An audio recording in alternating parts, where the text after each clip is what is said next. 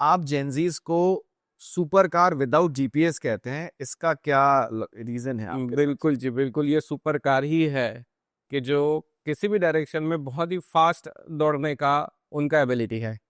लेकिन मेन चीज़ इनके अंदर हम कहते हैं कि भाई जीपीएस की कमी है, मतलब कौन सी डायरेक्शन में जाना है, कहाँ पे रुकना है, कहाँ पे स्पीड करना है, इन चीज़ों में ये जेनज़ी हमेशा कन्फ्यूज़ होते हैं। करेक्ट। हाँ। इसमें हम एक छोड़ा है और इसको हम इलाबरेट करते हैं कि आपके हिसाब से जो जेनजीज या अभी तो और आगे का वर्ड आ गया है, अल्फा, जेन अल्फा या जो भी, बिल्कुल। तो इनकी सबसे बड़ी स्ट्रेंथ क्या है और वीकनेस क्या है जो पेरेंट्स को समझनी चाहिए और स्टूडेंट्स को भी ये बात का एहसास होना चाहिए कि ये इस डायरेक्शन में काम करना है? देखो, इन बच्चों की सोच जो है वो बहुत ही बदल चुकी है। ये बच्चे जो है वो अपनी तरह से कुछ डिसीजंस लेना चाहते होते हैं। पेरेंट्स को हम हमेशा कहते हैं कि भाई उनकी बात सुनी जाए। उनके मन में क्या है, वो क्या करना चाहते हैं, ये सारी चीज़ें हमें उनसे पूछनी पड़ेगी और उस तरह से उनको गाइड करना पड़ेगा। क्योंकि गाइडेंस उनको ज़रूरी है, मेंटरशिप उनको देना बहुत ही ज़रूरी है। तो इनका जो पोटेंशियल है, इनका हम मैक्सिमम इस्तेमाल किसी अच्छी डायरेक्शन में कर सकें।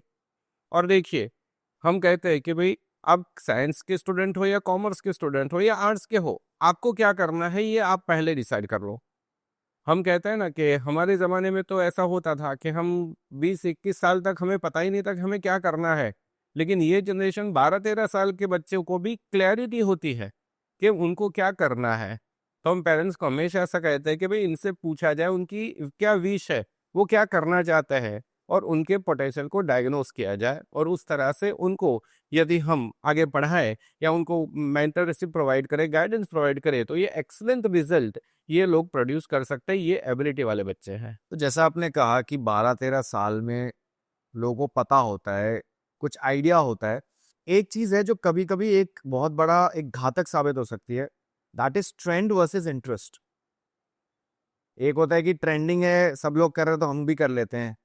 क्या ऐसा हो सकता है इसमें इंटरेस्ट भी छिप सकता है इस चीज़ में?